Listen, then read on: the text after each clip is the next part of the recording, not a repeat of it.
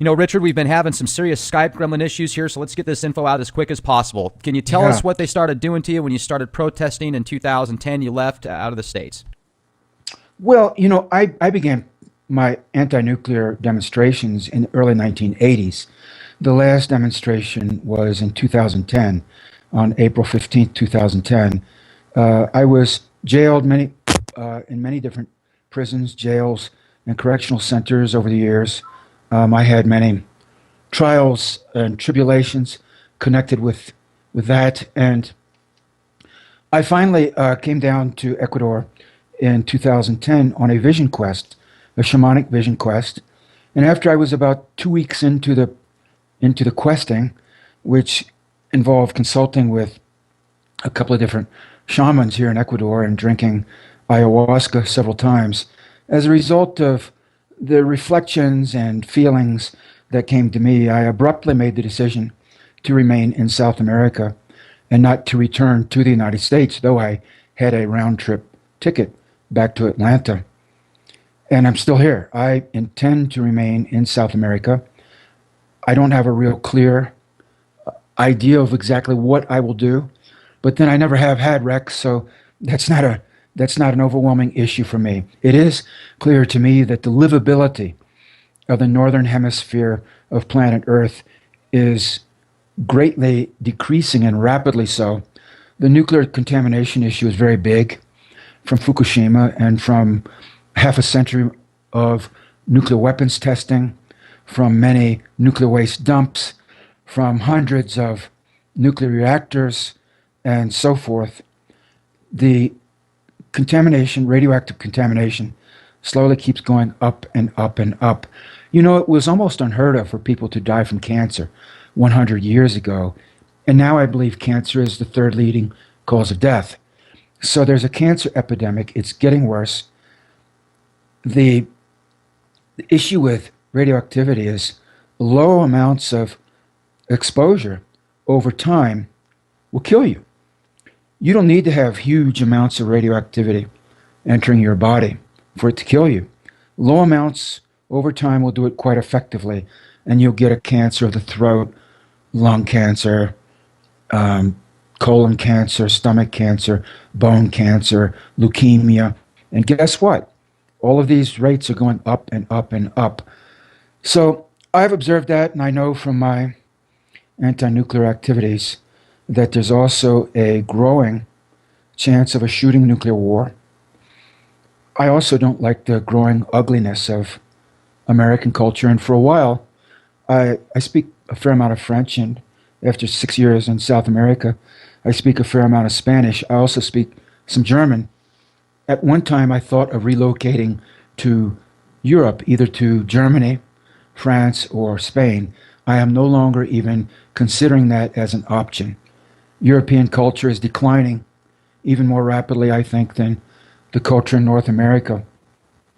So I see the Northern Hemisphere, apart from Russia, as more and more a zone of rapid cultural decline and rapid environmental decline.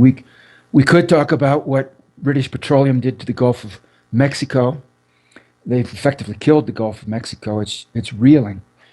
And what General Electric, through its facility at Fukushima, has done to the Pacific Ocean, which is dying right now. And the western part of North America is also dying. I mean, the ecosphere, the ecosystem, the ecology has taken a hammer blow. And the thing with radioactivity is it bioaccumulates. And it bioaccumulates as it moves up the food chain. Rex, you do know who's at the top of the food chain, do you not? Well, I've heard it's the reptilians. No, it's the human beings on this planet, actually. Keep eating those Alaskan king crab legs, that salmon that comes out of the North Pacific, those scallops and oysters and, on, because it's shrimp. It's all full of radioactivity, and if it comes out of the Gulf of Mexico, it's full of those chemicals that British Petroleum has been spraying for the last 6 years. Those really, really poisonous chemicals that supposedly disperse all of the petroleum that they fouled the Gulf of Mexico with. So what I'm telling you is, if you live in North America and you eat food you got a problem, man. When you took off and went on your vision quests and started to have journeys, like spiritual journeys with these different shaman, what was your first experience like on ayahuasca? Uh, I can't exactly say what I thought over the air, I don't think. But when I drank it the first time, it just cut through so much bullshit. Now I already was clear on the concept that this world and the United States in particular are full of bullshit of every conceivable variety. But what ayahuasca does is it hits you with the emotional and spiritual immediacy of it. You can know it intellectually, up, down, and sideways. Ayahuasca just shoves your face right in it and says, so to speak, inwardly, look, this is what you're dealing with, buddy. Take a look. Oh, and it's ugly, Rex. I I felt like saying, "Are you effing kidding me? Are you kidding me?" Because it was just so hideous and grotesque. One of the first things it showed me, and which it has showed me in a number of ways multiple times since, is that this whole reality is so fake. Rex, it's so false. And once you begin to see how fraudulent, fake, and false it is, you reach the point where you're no longer able to not see it. And it becomes more and more difficult to deal with the system and the world as it is. And you begin understanding that everything has been falsified. History, religion, economics, politics, on and on, science, entertainment. I mean, it's so hollow and artificial. All of it is just fake, fake, fake. And I just felt like standing up and saying, "Are you kidding me? You cannot be serious." It seemed like the most immense practical joke imaginable, but a diabolical practical joke, the kind that Satan might play. And when you finally see it, he pops up to say, "Gotcha." And guess what? You're stuck, buddy. You're on my playground, and I run the roost here.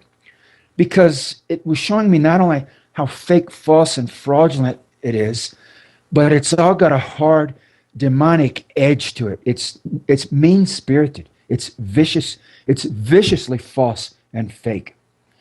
It's like being caught, if I had to give an analogy, it's as if we're caught in a vast maze. And the maze, instead of having like a traditional European maze from 200, 300 years ago, where they planted tall hedges and made the maze out of hedges or shrubbery, this would be a maze made out of perfectly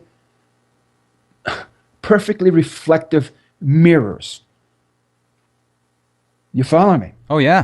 An endless maze of perfectly reflective mirrors in which you were born and in which you live, which is presented to you as being the real thing. And it is no such thing. In fact, this fake, false, fraudulent, demonic, endless, devious hall of mirrors in which we are caught up in is the palest of defective reflections of real reality, so to speak. I was given the sense that it's all fabricated. It's a manufactured reality we're living in. I don't know how deep the fraud goes, but it's extensive. I don't know if it extends off of the Earth to other planets and to more broadly in this sector of the galaxy, and maybe even throughout the galaxy, and maybe, for all I know, half of the universe or all of the universe. It seemed to me that what's behind it, it's hard to look at it directly because it's so malevolent. It is devious, it is cunning, it is Machiavellian, it's sophisticated, it's powerful, and it lacks a soul. Doesn't have a natural spirit or soul. It is fabricated, it's manufactured. I have taken to call this vast, conniving, artificial construct the machine. But it's far more than your weed whacker or your lawnmower or your automatic dishwasher. It's just 1,000 orders of magnitude beyond that. It's the machine to end all machines. It's awake. Oh, and how it is very, very awake. It's conscious and it's calculating, but it does not have a soul or a spirit in the way we do. And it has this, shall we say, 3D Earth reality well under its control. I don't know how long it's been here, but I would guess at a minimum 10 to 15,000 years, maybe longer, maybe a great deal longer. It influences people's thinking all kinds of ways. It sees that we have a soul and a spirit. It doesn't. I perceive that it would like to have that. It senses a great lack within itself. And enslaving us and manipulating us, I suspect it may be trying to acquire that which it doesn't have and cannot obtain. But it doesn't stop it from trying over and over again. I perceive it's, once you see this thing and get a feel for it, you see how it downloads people's energy and keeps people controlled in the matrix. I mean, you see certain Hollywood producers and writers and movie directors have caught bits and pieces of this. I suspect some of them may have drunk a little ayahuasca along the line, or used some San Pedro or some mushrooms or some salvia divinorum or peyote or something, and gotten glimpses of this awful, malevolent reality that is really a false foundational, what would you call it? I wouldn't call it a basement. It's interwoven into our reality, into our planet. And it's taking us down. The ecology is crashing for a lot of reasons: chemical contamination, radioactivity, deforestation, overfishing of the oceans, on and on. Those are just some of the major reasons. The ecology on this planet is crashing. Our economic system is crashing.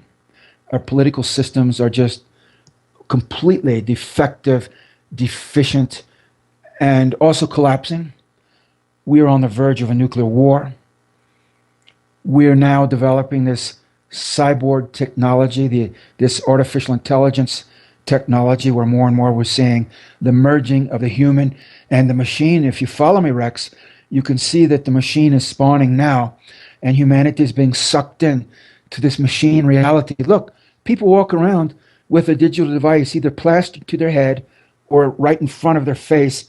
They're texting or they're playing Pokemon. Or, I mean, people do this in their cars and run into brick walls. They run into telephone poles because they're texting while they're driving their car. They can't leave their little technological device alone. So you see people following their little machine reality right into the grave. You read about it all the time. Texting on their iPhone, and they walk off the edge of a cliff. I mean, I've read about this multiple times. These things, people are so plugged in to this artificial digital reality, which can be useful, but not if it leads you to an untimely demise. That's not useful. That's suicidal. And yet you see this more and more. Now there's discussion of chipping people.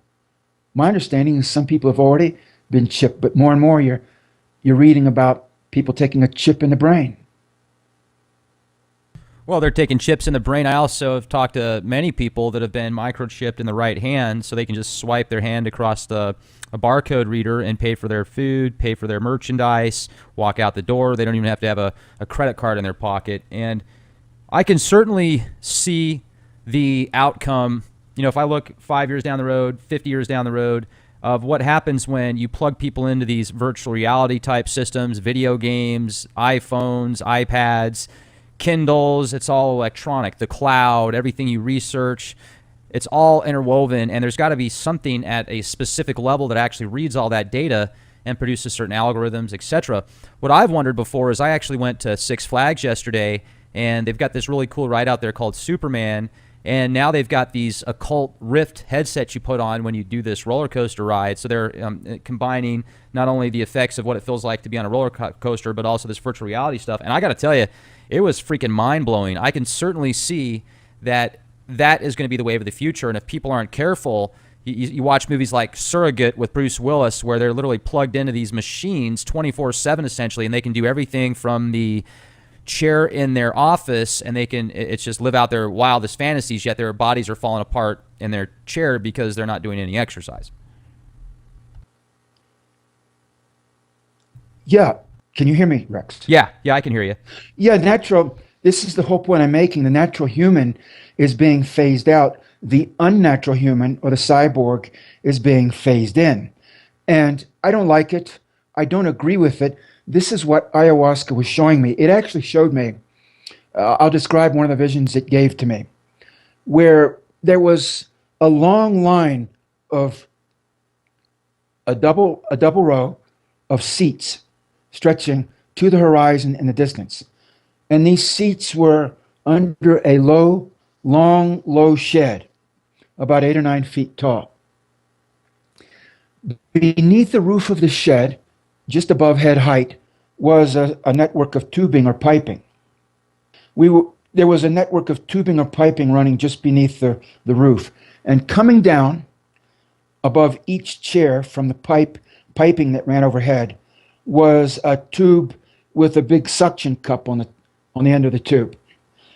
I then saw a long line of people coming in, men and women. Line of men and women came in and sat down in these chairs and attached the suction cups to the crown of their heads. So you had a long line of people, double line of people sitting in these seats, stretching away into the distance with these suction cups on top of their heads, with a tube going up to the pipe under the roof that was running away into the distance.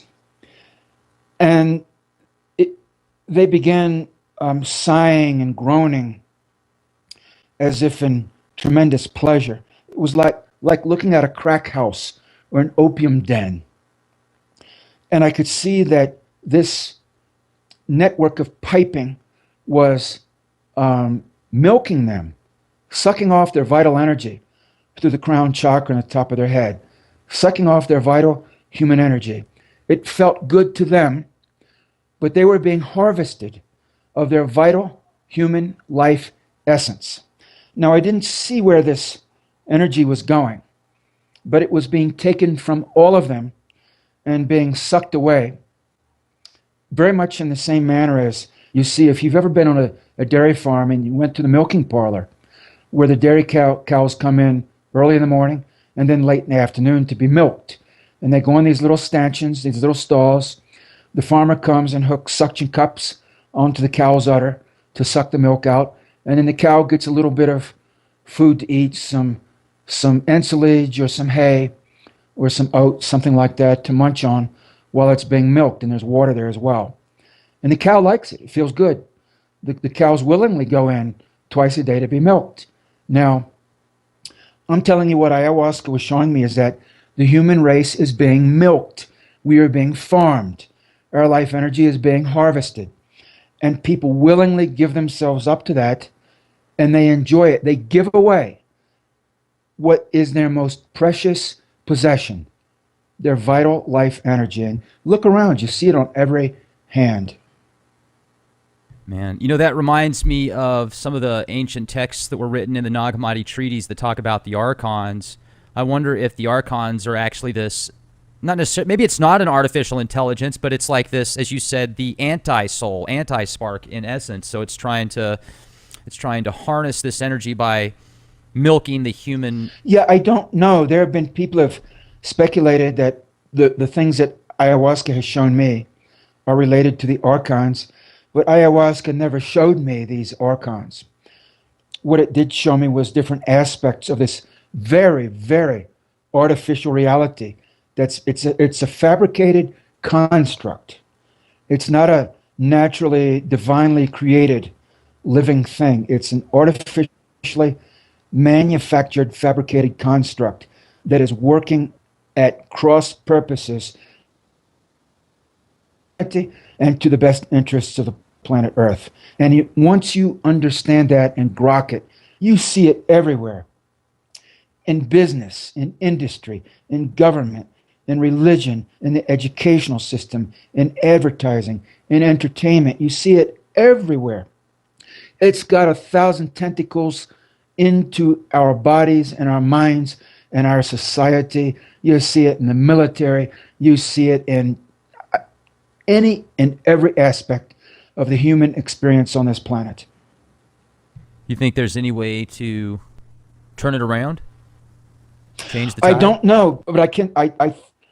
Yes, I do. But here's the thing: it requires an elevated level of consciousness, and so many people have a very low level of consciousness, and like it, there's so many people who revel in their low level of consciousness that, while in theory it may be possible to turn things around, in practice, at this moment, Rex, we live on a dying planet.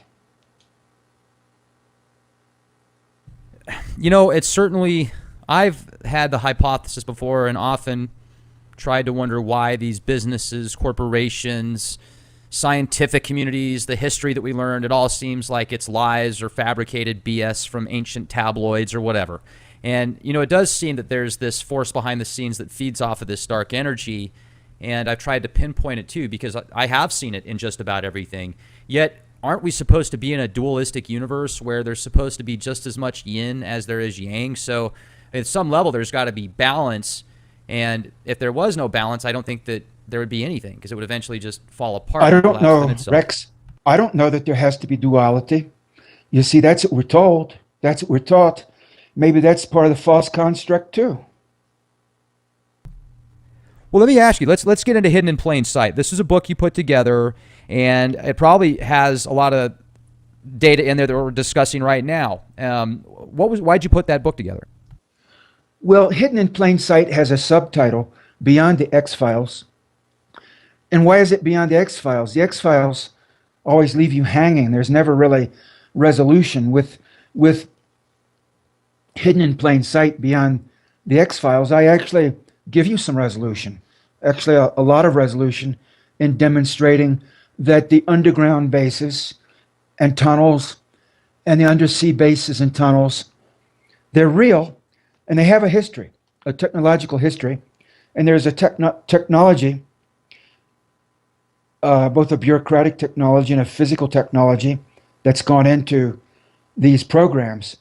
I spent years doing a document search in federal document repositories, in major university libraries, anywhere I could get information. I talked to a lot of people all across the spectrum, some of whom worked in compartmentalized projects for the military and also for non-military organizations.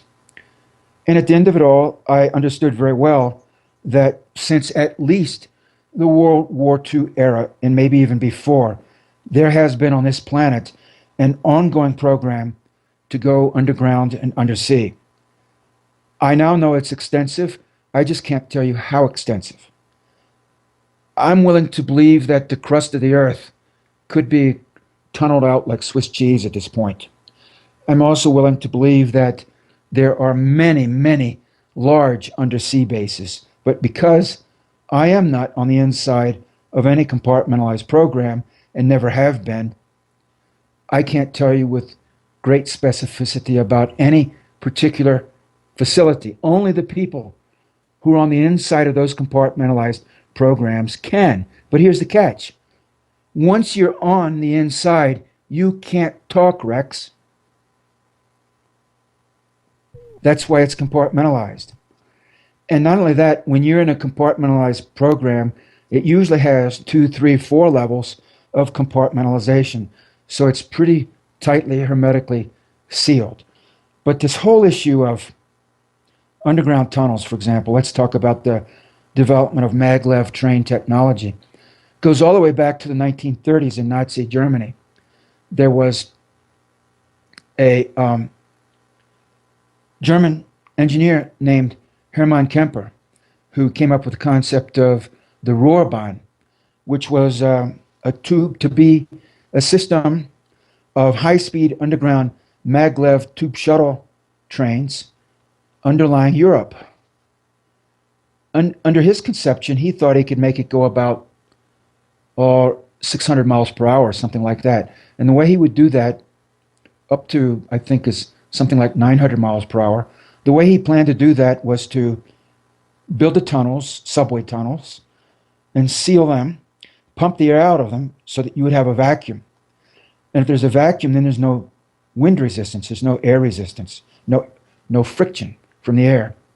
And then suspend the tube shuttle trains on a magnetic field, electromagnetic field, so you wouldn't have friction from wheels either. And then you could use a pressure differentiation, partial pressure differentiation within a tube to really send these trains zinging along from one station to the next. Well, that was his concept. He was interrupted by World War II. But I believe that when the Project Paperclip guys went into Nazi Germany after World War II, I'm pretty sure they vacuumed up a lot of his technology. I never found proof that he was brought to the United States under Project Paperclip, but certainly a couple thousand or more other Nazi engineers, scientists, and technicians were. I'm pretty sure they brought along his technology because he's recognized in the patent literature. Others, such as Robert Goddard, who was the father of modern rocketry, came up after World War II with a similar concept to Hermann Kemper's, but he made it go even faster. Under Robert Goddard's patented concept, he intended for a vacuum tube, maglev, high-speed hypersonic train to go coast to coast from New York City to San Francisco in 10 minutes. Got that? It's pretty quick. You'd be moving 10 to 15,000 miles per hour, just zing. Michael Minovich, who was an engineer who worked at JPL for many years, is the guy who came up with the concept of slingshotting deep space probes from one planet to another by using the planetary gravity well, if you will, to whip a spacecraft around Jupiter or Saturn, to slingshot it deeper into space onto Neptune or Pluto, for example. He's well known for that.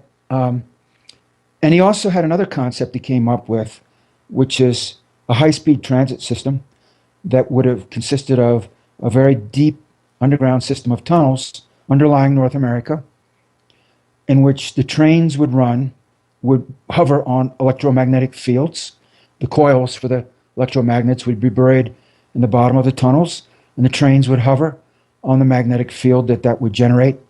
And then the tunnel would have a downslope, and while the train would slide on this floating on this magnetic field, slide on the downslope through a tunnel where the air had been evacuated. So it would be either a vacuum or partial vacuum. It would pick up speed and just really move along at hundreds of miles per hour. And then when it approached the next station, the tunnel would gradually start sloping upward. So it would be designed to brake, using the force of gravity, brake the train until it would just barely ease in to the next tunnel at a very low, into the next station underground at a very low rate of speed. And then passengers could embark and disembark. And then you would repeat that process. You would cross the continent like that. There was another guy, Robert Sauder, for the Rand Corporation, who came up with a concept very similar to Hermann Kemper's, and Robert Goddard's, and Michael Minovich's. Of course, each one of these subsequent inventors used the previous inventions in research and design work on which to base his improvement. Robert Sauder was an engineer who worked for Rand, the Rand Corporation, which for more than half a century has done a lot of consulting for the military agencies in the United States and other government agencies. He came up with a very high-speed transit system, maglev system, that would go coast to coast. It would also cross the country in something like 20 minutes. Very fast compared to the 5 or 6 hours you'll take in a jetliner today. Now, I heard a lot of rumors when I was doing my research that these systems do exist and are in use, but they have been very stealthily built using black budget funding. I'm willing to believe that has happened. I'll tell you why. There are not only the many anecdotal accounts, there's also the fact that there was a movement in the from about All 70s, right, shall we say. we lost you there. Am I back, Rex? Yeah, we're good. There was a movement. I'm willing to believe that these underground tunnels do exist for a number of reasons. First of all, the long literature running actually back into the immediate post-Civil War period in the United States, starting with the work of Alfred Eli Beach, who was the founder of the Scientific American, well-known science journal, the Scientific American. He actually built a pneumatic tube train, shuttle train under Manhattan in the late 1860s. So he was the first guy to demonstrate it could be done using steam propulsion, which was all he had available to him at the time. But then coming all the way down through Hermann Kemper's work in the 1930s, Robert Goddard, Michael Minovich, Robert Salter, and others, there was a big multi-agency push in the United States in the 1960s and 1970s to build a very high-speed underground rapid transit system using schemes that are very similar to the types of things I've been discussing. Now, there were all kinds of federal agencies involved in this. The Federal Railroad Administration, the Army Corps of Engineers, some of the best engineering schools, including the mining. Some of the prominent mining schools in the United States were working on this project. And then it all went away. After it all went away, within less than 10 years, rumors of a very high-speed, very secret underground tunnel system in the United States started popping up. Now, I don't believe that all these people went away and read the technical literature like I did.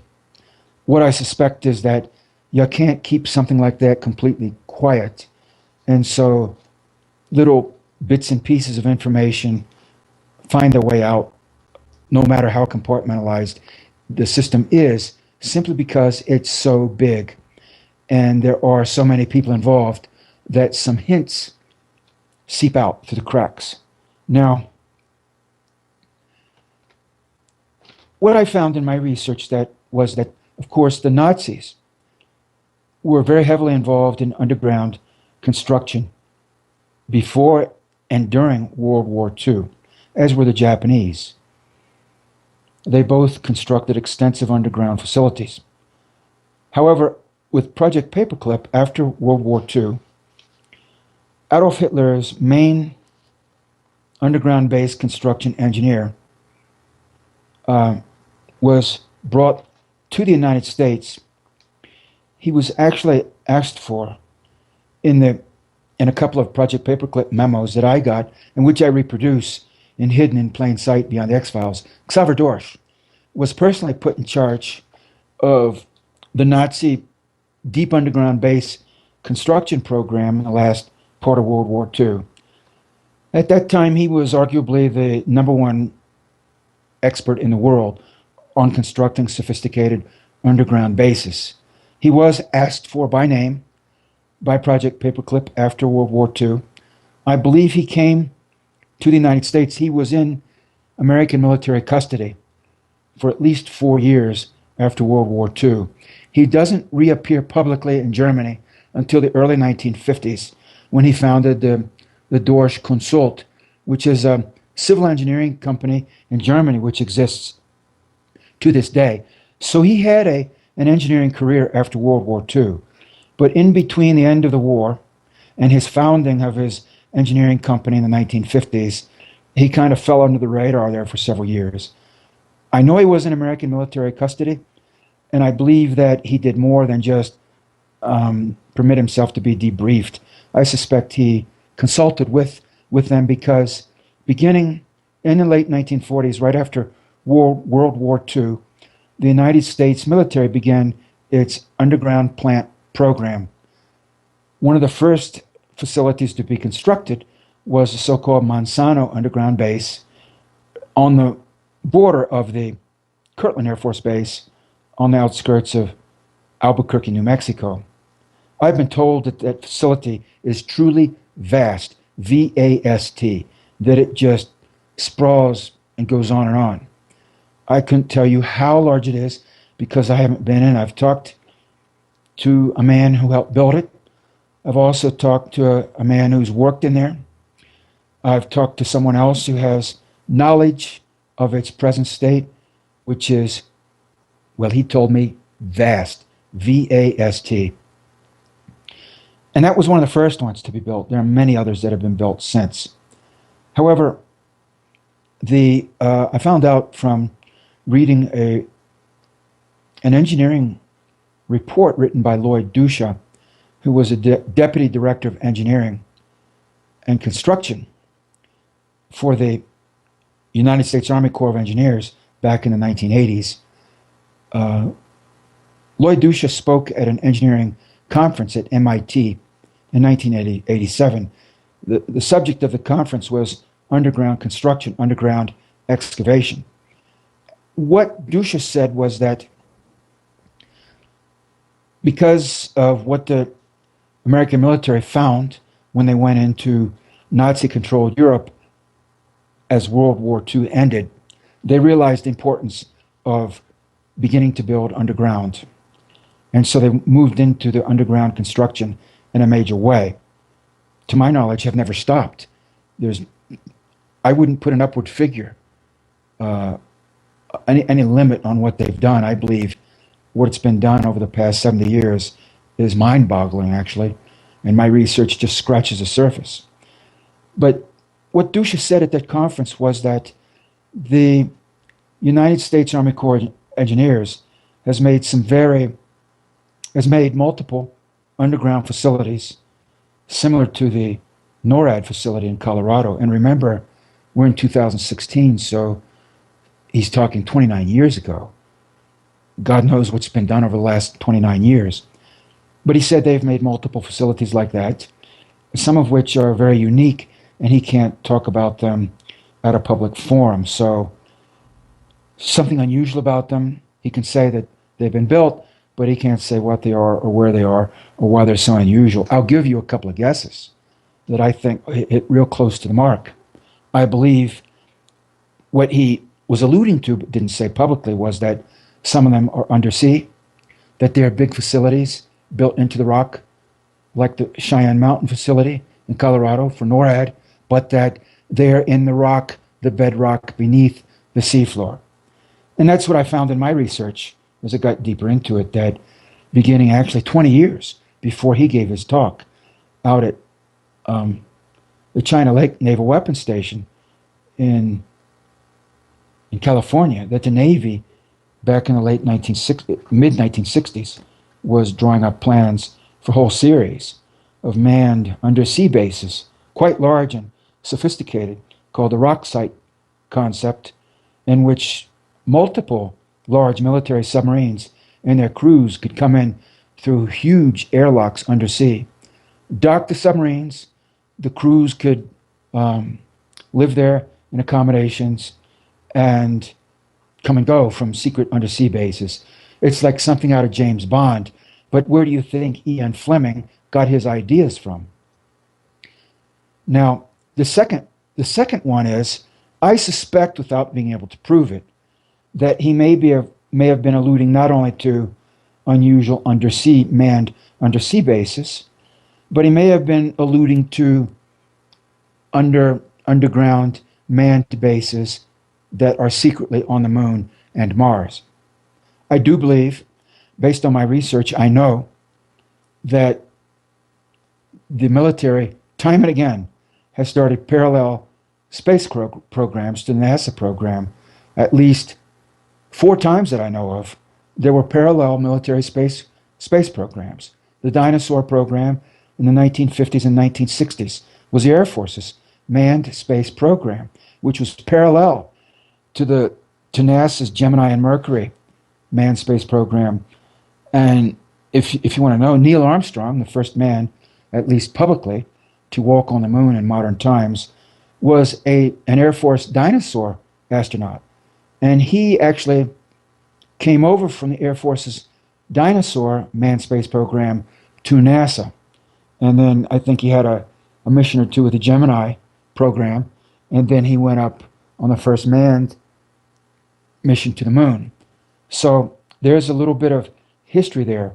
Whether the dinosaur program put men up into space and whether Neil Armstrong may have been into space in the Air Force program before he went into space for NASA, I don't know. Publicly, the United States Air Force will say that their dinosaur program never put astronauts into space. But Rex, the United States military lies about all kinds of things. So They do? yeah. So I don't know. Maybe the Air Force did put astronauts in space and just never admitted it publicly. Whether that's the case or not, Neil Armstrong was a dinosaur Air Force astronaut and switched from that program to NASA. So then you had the dinosaur program. Then later you had the plans for the manned orbiting laboratory in the 1960s, which here again, the military will say never happened, that they never put up their own manned, what would have amounted to a Skylab program. They planned to do it. They spent umpteen millions of dollars on it, but they never did it. Did they? Didn't they? They said they didn't. Okay, that's where it rests. Then there was another military space program called Project Horizon, run by the United States Army. Project Horizon was parallel to NASA's Apollo program. Project Horizon intended to send a whole series of manned space shots to the moon to establish a military, United States military base, manned base on the moon. I got extensive documentation for that. The Army publicly will say they never sent astronauts to the moon, that they did all the groundwork for this space program and never followed through. Then there was a fourth one in the 1980s. About 1986 or so it was, the United States Air Force suddenly revealed that they were disbanding their Air Force space shuttle program running out of Vandenberg Air Force Base in California, right on the Pacific coast. It turns out the Air Force had spent billions of dollars, had trained in a astronaut corps of 32 military astronauts. They had a parallel space shuttle mission control facility at Vandenberg Air Force Base, and then announced publicly, after having done all of that over a period of years, that they were shutting down their manned space shuttle program without ever having flown their military space shuttle. There again, did they put up military space shuttles or not? They say they didn't. But then why spend billions of dollars in years and train almost 36 military shuttle astronauts only to announce, yeah, we're not doing it anyway? So 4 times in my lifetime, the United States military has started a manned space program only to announce, after spending billions of dollars, training astronauts, developing technology, drawing up plans, time after time after time after time, to say, yeah, but we decided not to do it anyway. You know, after a while, Rex, you start to say, something feels funny here. It really does. And I'll tell you the funny part of it. About 10 years ago, actually a little more at this point, there was a British hacker named Gary McKinnon who was arrested for hacking into different military and government agency databases in the United States. The United States government wanted to extradite Gary McKinnon and jail him for 70 years. At that time, Gary McKinnon was in his 40s, early 40s. A 70-year jail sentence, prison sentence, for a man in his 40s is effectively a life sentence, a death sentence. You'll die in prison. Now, what did Gary McKinnon do? What did he find? Gary McKinnon claims publicly in multiple interviews in recent years that he went into secret United States government military databases where he saw evidence of a secret space program with a space fleet, with an off-Earth officer corps, and even, as I understand it, a photo, very clear, high-resolution photo of something that appeared to him to be a massive artificial spaceship in Earth orbit, just huge. And anyway, he was detained. The United States government vigorously tried to have him extradited from the United Kingdom to the United States for years. And finally, after a prolonged legal fight, Gary McKinnon won his case in the British legal system and was able to prevent his extradition to the United States. I therefore conclude that these decades of the United States military starting a space program and shutting it down, starting another space program and shutting it down, starting another space program and shutting it down, starting another space program and shutting it down. And they did this for decades, spending billions of dollars, training one astronaut corps after another. I think that was all smoke and mirrors to cover the fact, Rex, that they really did do it.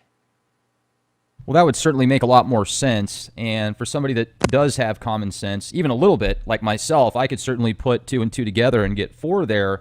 Why spend billions of dollars, like you said, multiple subjects, and it just is seriously retarded, in my opinion. Now, I would strongly recommend our listeners go to eventhorizonChronicle.blogspot.com. This has got almost daily updates here, at least weekly updates on different blogs and information. Plus, there's access to your books there, underground bases and tunnels, what is the government trying to hide, underwater and underground bases, hidden in plain sight, beyond the X-Files. And you're a PhD, aren't you, Richard? Yeah, I have a doctorate in political science. I have never worked in the field. By the time I staggered across the finish line and was awarded the sheepskin, I saw how corrupt the United States government was. At one time, I had some illusion or delusion that I maybe could go to work in a government agency and do some good. I now, after getting the PhD, I saw how, Rex, it's so evil. It's just demonic. I think the United States government is one of the darkest forces on this planet. I couldn't do it. And then I was thinking of teaching, but by the time I finished the degree, I saw how, well, I guess you have to use the C word again, how corrupt the university system is. It's a very controlled and controlling environment. And I saw that I couldn't work there either. And the major universities, as well as a great many of the smaller universities and even private colleges, are so intertwined with the federal agencies, not only the Department of Education, but other agencies, that the university system in the United States has been captured. It's captive of the governmental structure and of the banking structure. So it's all one big corrupt mess. And at that point, by that time, I was thinking, oh my, what am I going to do? And I ended up washing windows for 12 years. Fascinating. Did you do the skyrise window cleaning? No, I did residential mostly. Well, at least you didn't have to worry about wearing a tie. No, and my conscience was cleaner than it would have been had I been working in the government. Cleaning windows is honest labor, and all I can say is that at this point, I'm in South America. I intend to stay. I would never pretend that South America is without problems. There are huge problems in South America: social problems, economic problems, environmental problems, political problems. There are enormous issues in South America. However, one saving grace is that South America is not the United States.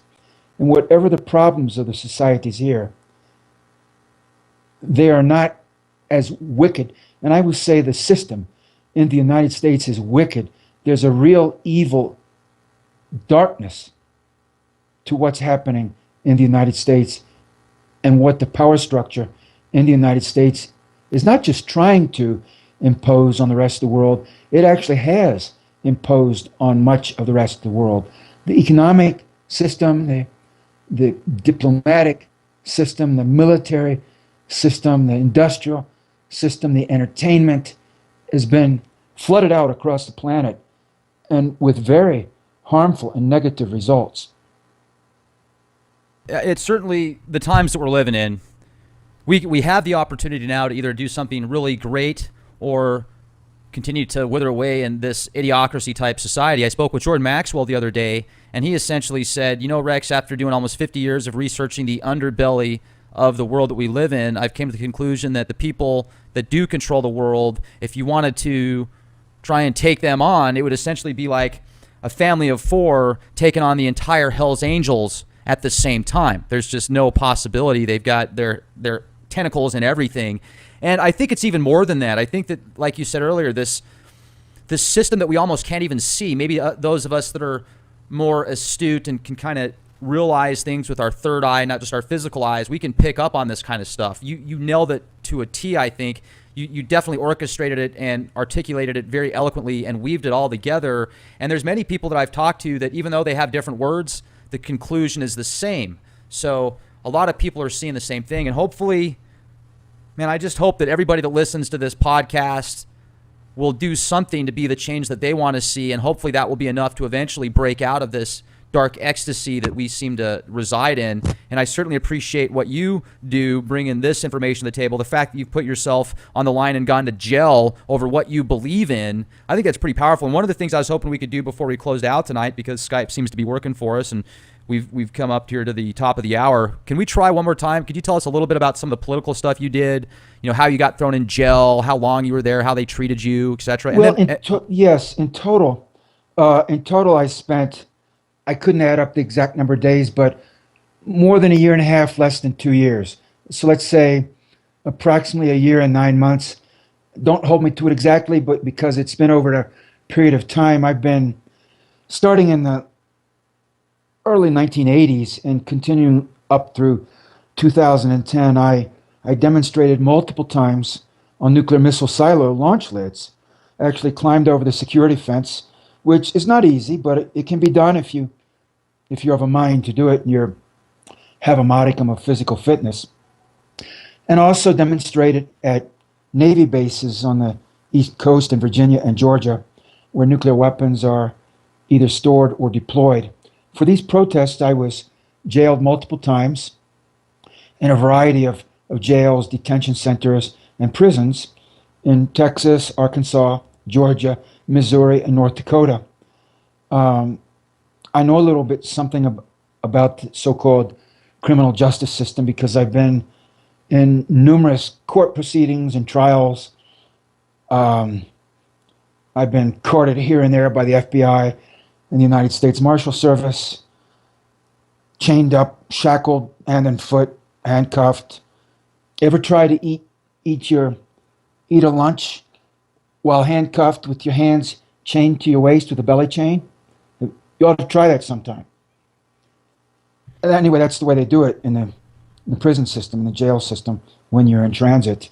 Or like in a movie, when you're chained hand and foot, you're handcuffed, your handcuffs are locked with a padlock to your belly chain, and then your foot shackles are padlocked to a long chain, and you have a line of men chained together.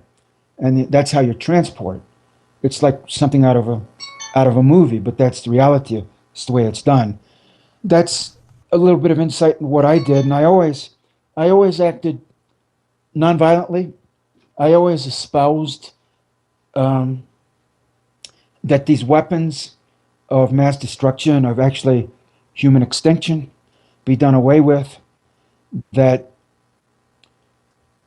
it's possible to live peacefully on this planet, but not the way we're doing it now.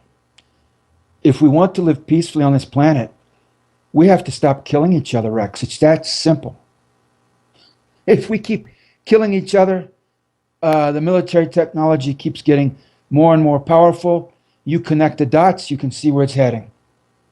So if we keep killing each other, you know what? we're going to kill each other off.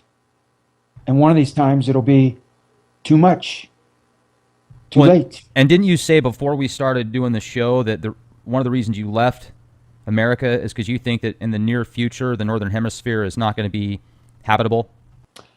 Well, it's declining rapidly now. Of course, there's the possibility of a nuclear war.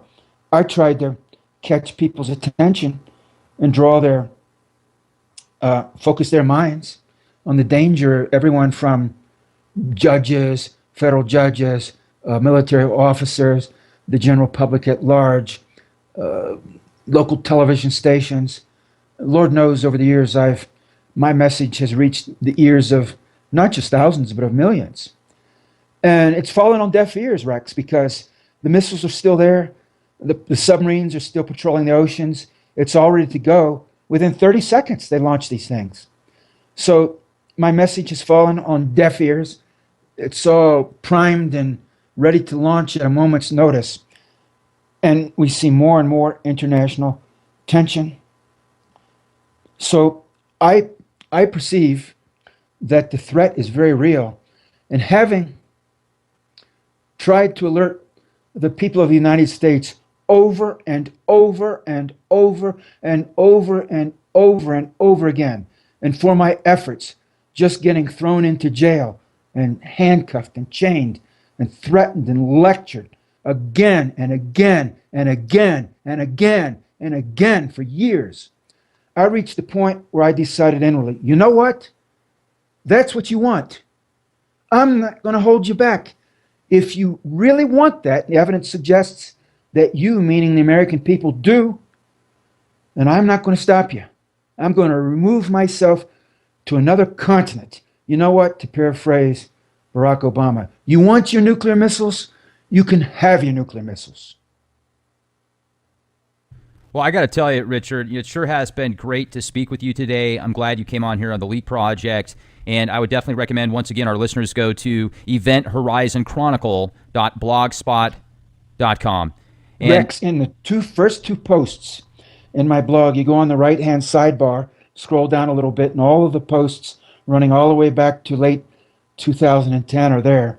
The first two posts are the press releases I issued to the press on the occasion of my demonstration in North Dakota in 2010 on a launch lit of a nuclear missile in the missile field of Minot Air Force Base. The one is called the Minot Manifesto. It's long, but I think some long thoughts. If your attention span is only 20 seconds, then you're not interested in me and what I have to say and what I have to communicate, because I think thoughts that last for longer than 20 seconds. And then followed by a statement from jail in Rugby, North Dakota, which I wrote while I was in jail and issued to the press in July of 2010. Those are the first two posts, and if people would care to read those, they're welcome to. Awesome. Well, thanks again for coming on the show with us, and hopefully we'll have the opportunity to speak with you again sometime. It's my pleasure, Rex. Have a great evening. You too. And folks, also make sure to check out our website, leakproject.com. We've got our new storefront open. This thing is just awesome. It's leakproject.com/shop. You can check out our new merchandise, t-shirts, mugs, decals, and discount codes with many of our guests. Be the change you want to see, folks. Have a wonderful day. This is Rex Bear. Talk to you soon.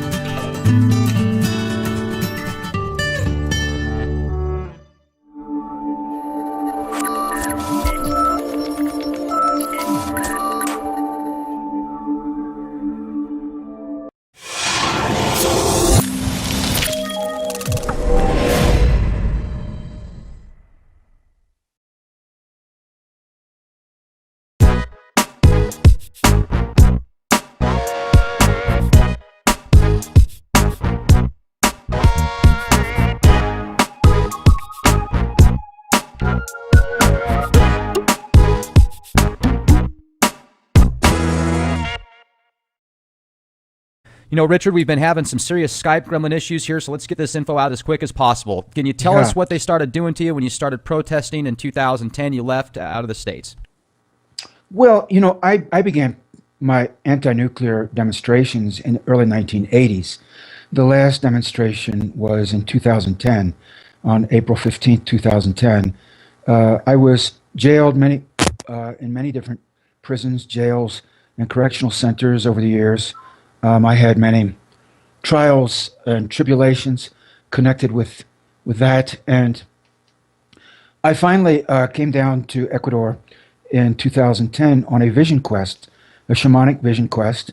And after I was about 2 weeks into the questing, which involved consulting with a couple of different shamans here in Ecuador and drinking ayahuasca several times, as a result of the reflections and feelings that came to me, I abruptly made the decision to remain in South America and not to return to the United States, though I had a round trip ticket back to Atlanta.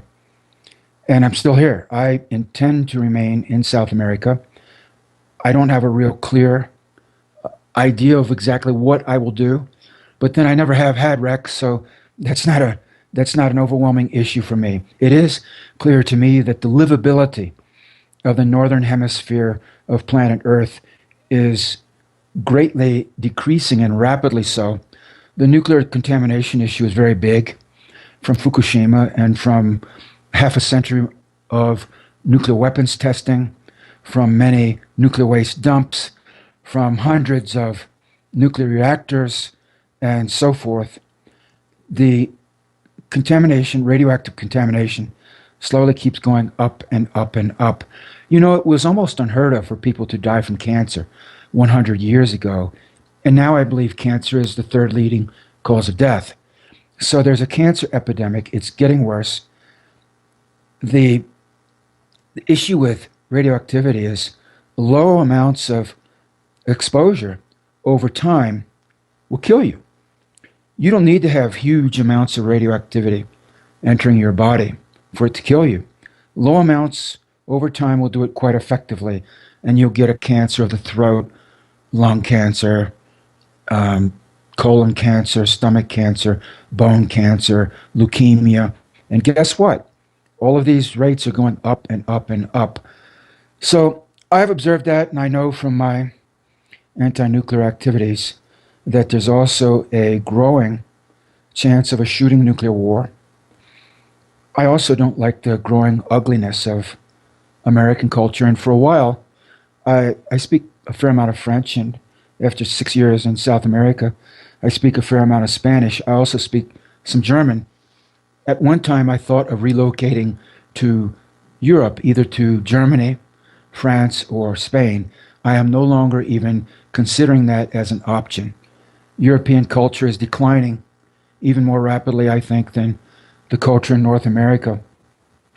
So I see the Northern Hemisphere, apart from Russia, as more and more a zone of rapid cultural decline and rapid environmental decline. We could talk about what British Petroleum did to the Gulf of Mexico. They've effectively killed the Gulf of Mexico. It's reeling. And what General Electric, through its facility at Fukushima, has done to the Pacific Ocean, which is dying right now. And the western part of North America is also dying. I mean, the ecosphere, the ecosystem, the ecology has taken a hammer blow. And the thing with radioactivity is it bioaccumulates. And it bioaccumulates as it moves up the food chain. Rex, you do know who's at the top of the food chain, do you not?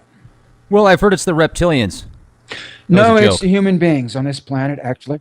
Keep eating those Alaskan king crab legs, that salmon that comes out of the North Pacific, those scallops and oysters and, on, because it's shrimp.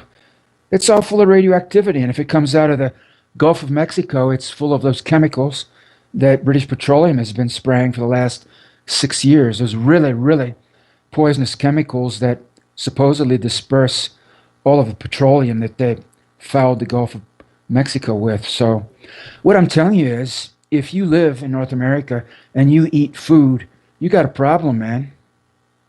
When you took off and went on your vision quests and started to have journeys, like spiritual journeys with these different shaman, What was your first experience like on ayahuasca?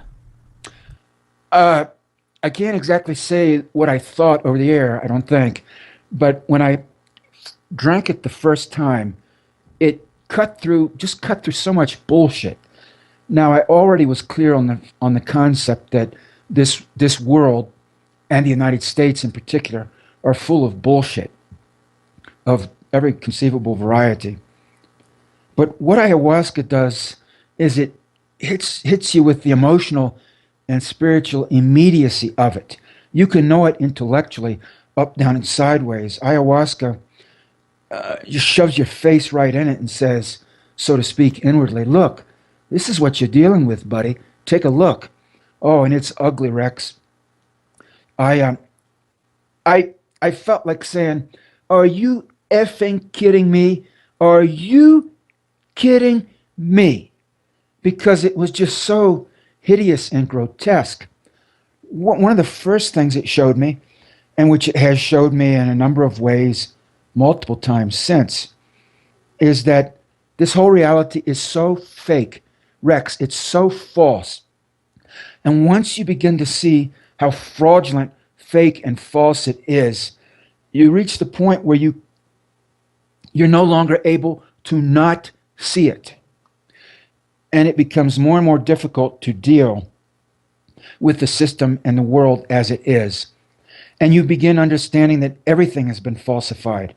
History, religion, economics, politics, on and on, science, entertainment. I mean, it's so hollow and artificial. All of it is just fake, fake, fake. And I just felt like standing up and saying, are you kidding me? You cannot be serious. It seemed like the most immense practical joke imaginable, but a diabolical practical joke, the kind that Satan might play. And when you finally see it, he pops up to say, gotcha. And guess what? You're stuck, buddy. You're on my playground. And I run the roost here. Because it was showing me not only how fake, false, and fraudulent it is, but it's all got a hard, demonic edge to it. It's mean-spirited. It's vicious. It's viciously false and fake. It's like being caught, if I had to give an analogy, it's as if we're caught in a vast maze. And the maze, instead of having like a traditional European maze from 200, 300 years ago, where they planted tall hedges and made the maze out of hedges or shrubbery, this would be a maze made out of perfectly reflective